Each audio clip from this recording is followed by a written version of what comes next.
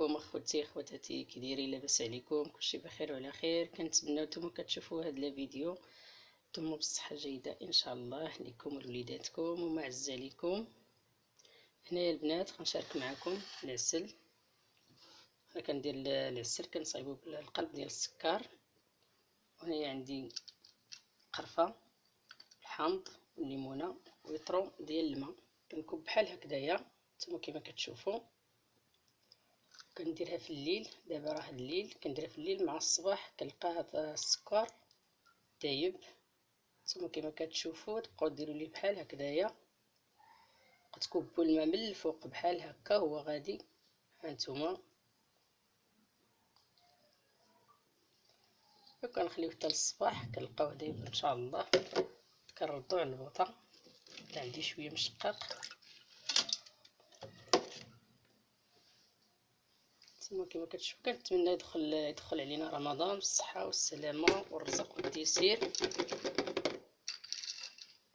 ما غادي يذوب السكر ديالنا، عاد غادي نقطع الحامض الليمون وهذا. المهم نتبعوا الفيديو حتى الاخر تشوفوا الطريقه.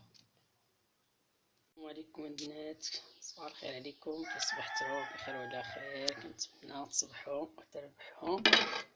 نتوما كما كتشوفوا السكر ديالنا هو داب.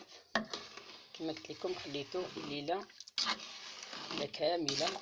نتوما بحال هكا من كنحلو ليها كنحركوه بحال هكا مزيان باش ما نديرلوش على العافيه، يكون هو مازال ما يتحركش مزيان غيبقى يتحرك لكم القاع ديال الكوكوت. كنحركوه بحال هكا مزيان. دابا راه دايب، بقات غير هاد الشويه هادي غنحركها تذوب. بالنسبه هنايا كما قلت لكم الليمون والحامض، هنا شويه النافع، حبه حلاوه، القرفه.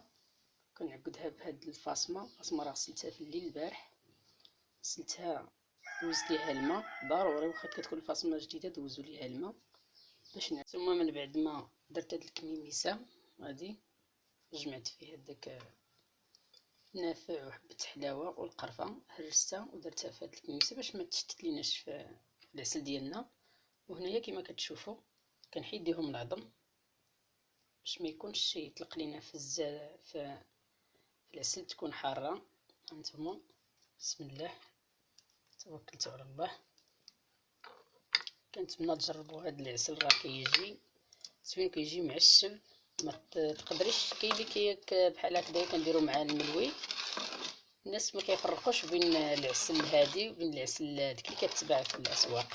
ثم كما كتشوفوا غادي نردها للبوطه، غنخليها ساعه. ملي كتبدا كتصفر الكوكوط كنخليها ساعه وكنسد عليها، وما تلقوش البوطه بالجد. البوطه تكون مهيله، ومن بعد من تكون صافي راه دازت ساعه كنعاود نحلو عليها وكنقلبوا الحامض ولا الليمون. الا كان عطانا داك اللون ديال العسل صافي كنطفيو على العسل ديالنا. الا مازال تزيد شويه ما كنردش عليها الكوكوط، نسد الكوكوط بندير الصفاره، كنخلي الكوكوط كنرد عليها الغلاقه وكنخليها مره كنراقبها حتى كتقاد لينا العسل ديالنا. هانتوما تبعوا معايا الفيديو حتى الاخر وتشوفوا الطريقه. ودابا نخليها مده ساعه عاد غنطفي عليها بحال هكايا كتكون. هانتوما كما كتشوفوا البنات دابا خليتها ساعه قل 10، حليت عليها الكوكوط خليتها بحال هكذايا عطينا اللون شويه مذهب. دابا راه ما غاديش نعاود نسد عليها الكوكوط وندير عليها الصفاره، غنرد عليها غير الغلاقه ونخليها بحال هكذايا حتى تعطيني اللون اللي بغيت ونطفي عليها البوطه. البنات من هنايا طفيت عليها، دابا حصلت على اللون اللي بغيت. نتوما كما كتشوفوا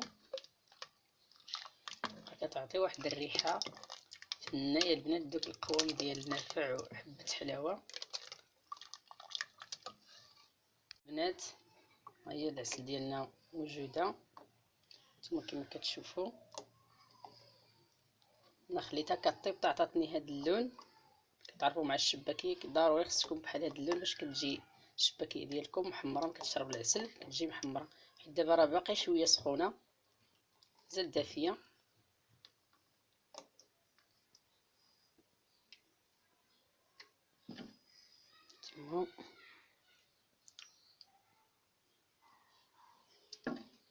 نتوما كما كتشوفوا الله يدخل علينا رمضان بالصحه والسلامه، الرزق والتيسير. الله يعاونكم ويسهل اموركم. حتى الفيديو جديد ان شاء الله.